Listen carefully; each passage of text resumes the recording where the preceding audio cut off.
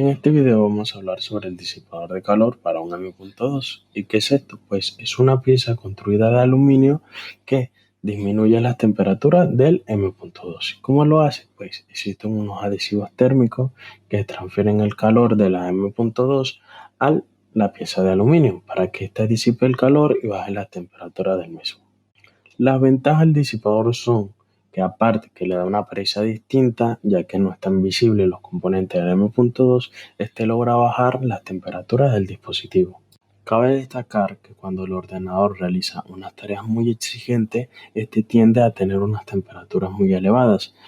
Lo que es en mi caso cuando juego al Warzone o al Fortnite, la gráfica llega de unos 70 a unos 80 grados. Sumándole esto a la temperatura del procesador, la temperatura de los dispositivos de almacenamiento, el calor del ambiente, si estás en verano, todo esto suma. Y por lo cual el ordenador tiende a bajar su rendimiento y su durabilidad de los componentes. Pasaremos ahora al ensamblado del disipador de calor. Sencillamente, lo que hacemos primero es desempaquetar el producto. Nos encontraremos con varios artículos: un destornillador, dos tornillos, un disipador de calor y dos adhesivos térmicos. Como le comentaba anteriormente, el adhesivo térmico lo que hace es transferir el calor del M.2 al bloque de aluminio. Estos adhesivos térmicos tendrán un recubrimiento de plástico como protección para que estos no sean ensuciados, no sean maltratados, que no estén en malas condiciones. Ahora aquí lo que vamos a hacer es desmontar el disipador de calor. Sacamos solamente dos tornillos, primer tornillo, segundo tornillo, y luego deslizamos el disipador. Nos quedarán dos piezas, uno que es la base y otro que es el bloque. Ahora ya tenemos los adhesivos, vamos a colocarlo. Primero vamos a hacer una prueba. Ponemos los adhesivos, uno en la parte de arriba, uno en la parte de abajo. Pues se ve bien, así debería quedar. Colocamos uno en la mesa y luego colocamos uno en el M.2. Quitamos el plástico, lo que es el recubrimiento, ponemos en la parte de atrás, tratamos de que quede uniformemente y quede en el centro. Lo bueno de estos adhesivos es que los puedes remover, volverlo a colocar, de manera de que no importa si te equivocas. No es una pega que queda sujeta instantáneamente y queda ahí. Lo puedes remover cuantas veces quieras. Una vez que esté en el sitio correcto, lo apretamos un poco para que quede fijo y ya simplemente retiramos el resto del plástico.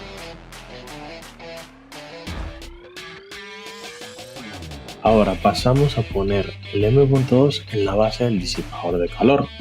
Para ello tenemos que tener en cuenta que estos conectores no deben ser tapados con la base del disipador. Tienen que estar los conectores por fuera, o sea, sobresalir de la carcasa del disipador, ¿vale? Para que puedas conectarlo en la placa. Si no, luego no lo vas a poder conectar. Ya que tenemos esto colocado, pasamos a la siguiente fase, que es poner el adhesivo térmico faltante.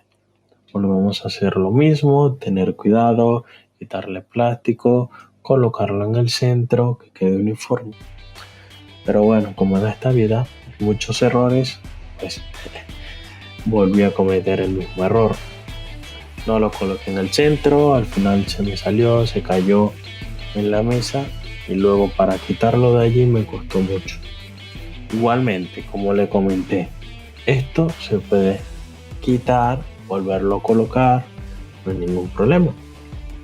Lo único que hay que tener en cuenta es que la mesa o el sitio de trabajo debe estar limpio, sin tierra, sin suciedad, sin polvo, para que esto no sea añadido al adhesivo térmico. Luego acá de algunos intentos lo coloqué en el sitio correspondiente, en una forma uniforme en el centro, y ya solo pasa poner el bloque de aluminio, deslizarlo y colocarlo allí sin doblar el adhesivo ni nada. Ya lo tenemos. Lo que hace falta es el punto final, ponerle los tornillos, así de sencillo. Tenemos un tornillo por acá, otro tornillo por allá, son dos. tan sencillo. Y ya estaría. Como les comentaba, tienen que salir dos partes del M.2. Uno donde va a ir conectado a la placa y uno donde va a ir fijado a la placa con un tornillo para que no esté suelto. Esta es la parte del tornillo donde tienen que tener cuidado allí, va sujeto a la placa. Aquí estamos ahí, la capa protectora, el plástico y ya estaría. Así tan chulo se ve. Para ello realizaremos dos pruebas, una con el disipador y una sin el disipador. Al final de todo haremos una conclusión, tendremos un resultado de si vale la pena o no el disipador. Prueba número 1, sin el disipador de calor. Tendremos dos imágenes. En la primera imagen el disco no se someterá a prueba, por lo que tendrá una temperatura de 40 grados.